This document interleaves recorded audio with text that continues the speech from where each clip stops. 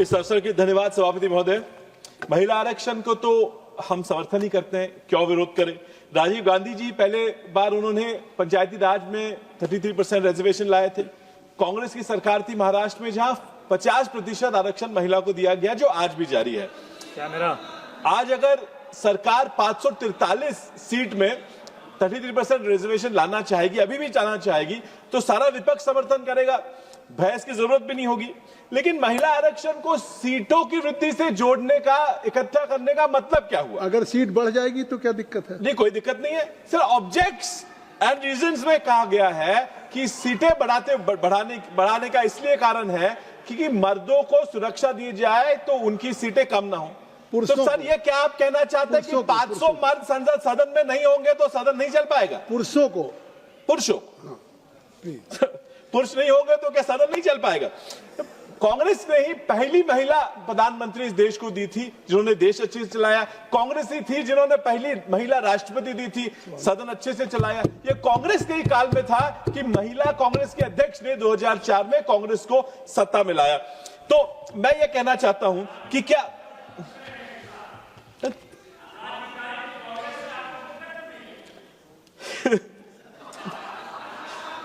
तो आप उनकी नोटिस मत लीजिए। मैं नहीं करा। चलिए चलिए सर, सीट बढ़ानी थी, मैं मान गया सीटें बढ़ानी थी। तो क्या क्राइटेरिया हुआ? किस आधार पे बढ़ाना चाहते हैं? What's the criteria? तो पहले कहते थे जनसंख्या के आधार पे बढ़ाएंगे, फिर देखा विरोध होने लगा तो बोला 50% बढ़ाएंगे। लेकिन 50% बनाने का इस पूरे बिल में कहीं उल्लेख नहीं है, कहीं नहीं कहा गया।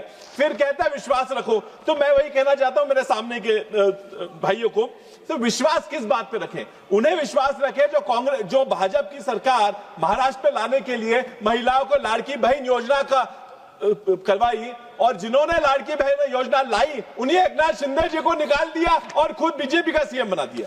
उन पे विश्वास रखें कि सीएम बनते ही 64 लाख महिलाओं को उस बेनिफिशियरी लिस्ट से निकाला गया।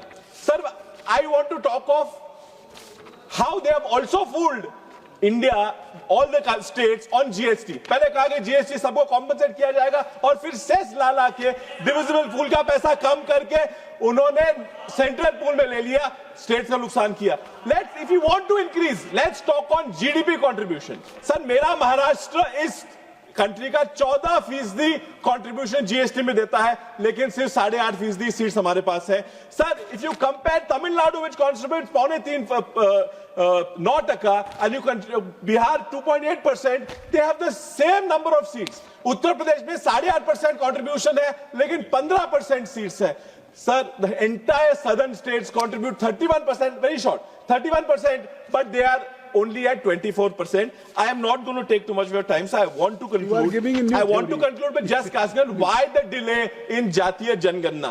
जातीय जनगणना क्यों देर करी जा रही है? क्या सरकार नहीं चाहती जातीय जनगणना करे? सर, गृह मंत्री, ये सरकार, sir, I am just concluding very shortly that 1971 में युद्ध हुआ तो भी जनगणना हुई, 1991 में फाइनेंशियल क्राइसिस हुई तो भी जनगणना हुई। जनगणना क्यों नहीं हुई?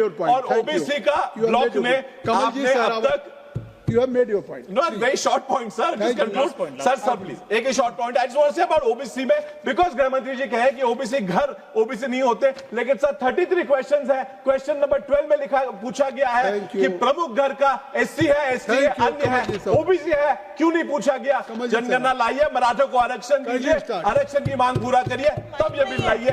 धन्यवाद। धन्यवाद माननीय अध्यक्ष महोदय जी। Automatically it will be on. आज मैं इस सदन